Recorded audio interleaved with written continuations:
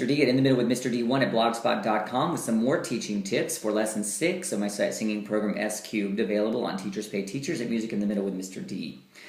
So we are talking about slide 10 here. It is Score the Scale ear training exercise. This competitive component of S Cubed, part of the philosophical approach that may be a bit different than some of the others, I have found to be really effective.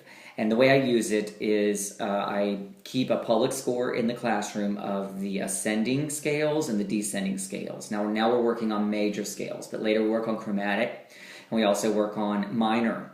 So I score them 0 to 10. 10 is perfect, meaning every single child in the room sang the center of every single pitch in that particular scale. So what we do first is we sort of establish a baseline. I tell them I'm going to score their ascending scale, major. They have to use the hand signs, and they use the ear training techniques that we learned in lesson 3 that I hope you've continued to use a little in lesson 4 and lesson 5 to continue to refine their ears. So you will have them just sing a scale on that first day. It's their baseline score. You'll listen and you'll assign a number. And we want to always, of course, encourage as much as we can. So if it's if they score, if they end up, if you start on a D and they end up on the D, even though there were a lot of missed pitches in the middle by a few students here and there, then you know you're going to be in the 7 range or something like that.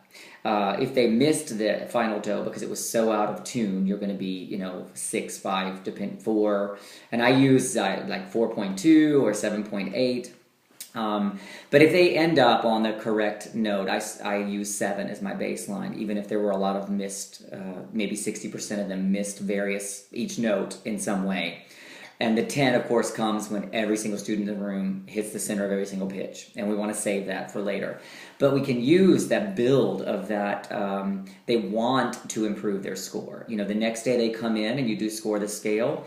And they are they've seen what the other classes have gotten. It's public, 7.8 for 6th period, which they're in, and 8.0 for 7th period, which is their biggest competitor. They want to do better.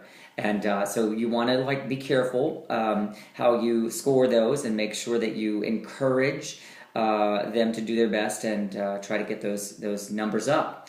It's a really great way to get their ears even better. And if you have a phone and you have the ability to easily record them, I highly recommend that you do that as well in the early days so they can hear what you're talking about. You can play it immediately back and have them listen, and you teach them what to hear. For example, fa, which is so often sharp because of the half step. Even if it's just a small number of students doing that, that's a great way to help refine their ears. Let me just check my notes here. So you want to encourage them to think before they sing the first pitch, because the beginning students often will, on an ascending scale, will sing do sharp. It's very common. And so we want to kind of nip that in the bud. You could show them an example of that. By now their ears are trained well enough from lesson 3 that they would definitely hear you do it. They just have to learn when they themselves are doing it and avoid that. The rest is in the notes. You're welcome to check it. I encourage you to score the scale throughout the entire first 18 lessons and whenever you need after that, just to keep those ears getting sharper and sharper and sharper. It's great when they get a 10. They're super excited, and it'll come if you keep refining their ears. So good luck. I hope it's working for you.